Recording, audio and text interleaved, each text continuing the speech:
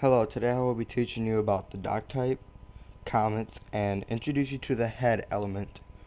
There are many Doctypes. I'll only show you three that I most commonly use. That is XHTML 1.0 strict, which comes with all the HTML elements and attributes. It doesn't include presentational or deprecated elements, no frame sets, and it's written in well-formed XML. Okay, this is what XHTML strict looks like. Doc type, exclamation point doc type, HTML, public, quotation marks, slash, dash slash W3 C slash DTD XHTML 1.0 strict HTML 1.0 strict slash en space http slash w3.org slash tr slash xhtml 1 slash dtd slash, let me make this smaller. Okay, let me find out where I'm at. XHTML 1 dash strict dot dtd and that. Okay, this is XHTML 1.0 strict. So, yep. So it starts out with the exclamation mark, doc type, HTML, public. It's a public file. W3C DTD doc type document XHTML 1.0 strict. EN English. And so now I'm going to show you the next one, and that is XHTML transitional 1.0. It comes with all HTML elements and attributes. Doesn't include presentational or wait a minute. I just reread the XHTML strict, so I'm sorry.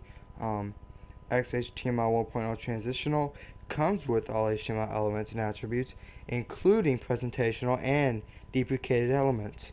There are still no frame sets, and is written in a well-formed XML. Alright, so now let's get this started. Doc type, HTML, public, exclamation mark, dash slash w3c slash dtd xhtml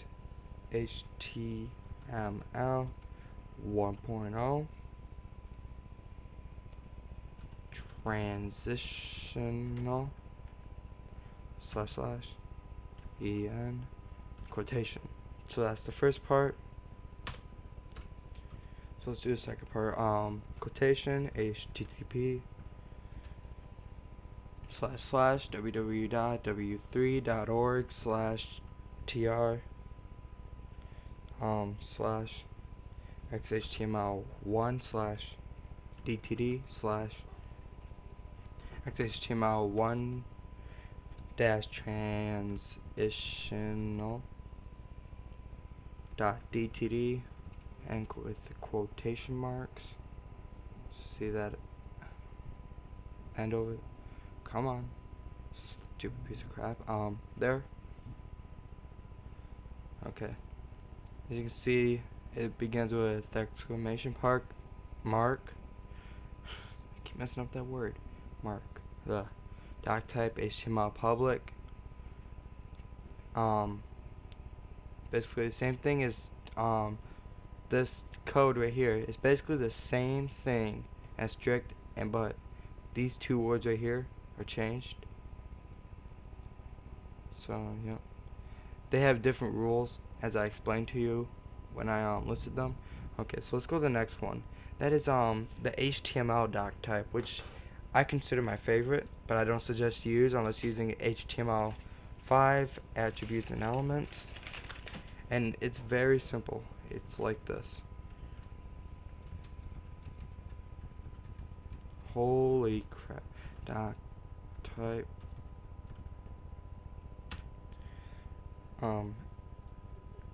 HTML. And that's it. Right there. That's the Doctype for XHTML5. I don't suggest you use it unless you're doing, as I said before, yeah, HTML5 elements and attributes. Oh, I forgot to say this, but the Doctype must be the first thing in a document above the HTML tags. The Doctype is not an HTML tag. It is an instruction sent to the web browser and tells what version of markup you are using. So if I'm using HTML5 for this one, HTML strict, XHTML transitional, and there are many others that you can check out at w3schools.org. Okay, a comment.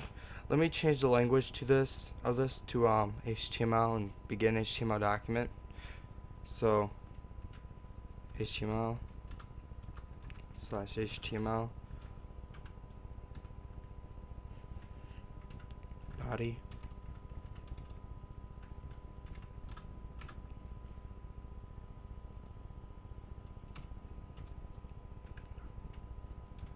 body.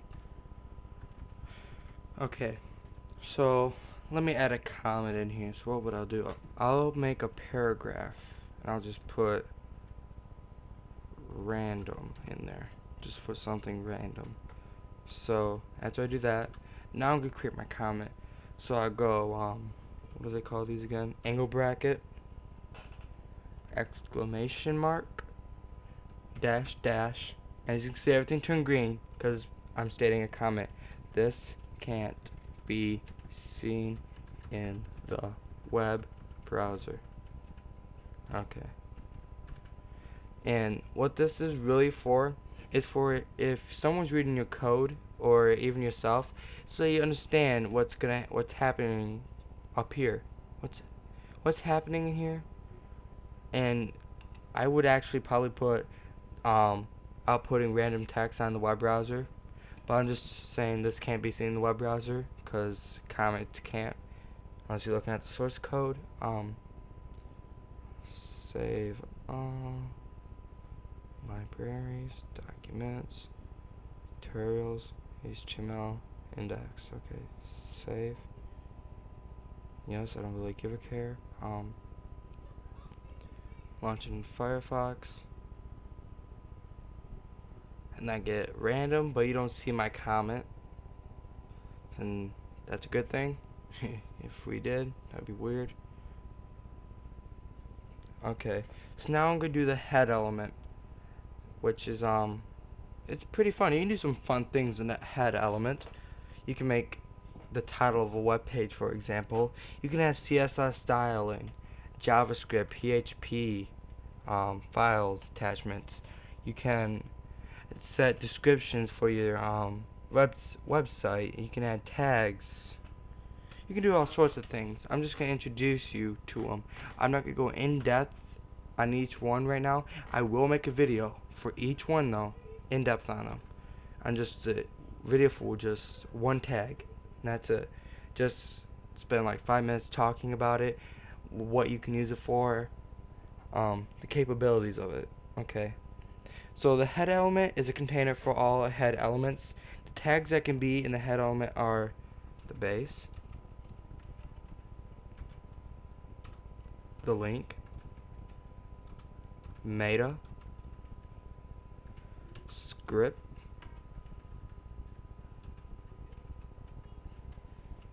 style,